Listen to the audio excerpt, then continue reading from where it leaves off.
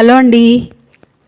Cauliflower వల్ల మనకు skin ఆరోగ్యం బాగుంటుంది, కంటి చూపు బాగుంటుంది, బోన్స్ బలంగా తయారవుతాయి, పిల్లలకి ఇమ్యూనిటీ పవర్ అందుతుంది అని మనం ఇలా కాలీఫ్లవర్ తెచ్చి కర్రీలు చేస్తూ ఉంటాము. ఇప్పుడు ఇక్కడ చూడండి, ఒకసారి స్టవ్ వెలిగించి బాండి పెట్టి అందులో నీళ్లు వేసి ఇలా కాలీఫ్లవర్లో అందులో డిప్ చేస్తున్నాను. అర స్పూన్ ఉప్పు, చిటికెడు పసుపు వేసి 5 నిమిషాలు ఇలా డిప్ చేసుకోండి.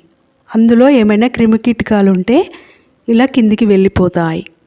చూడండి ఒకసారి, ఇలా డిప్ చేశాక కింద చిన్న చిన్న క్రిమికీటకాలు ఉన్నాయి.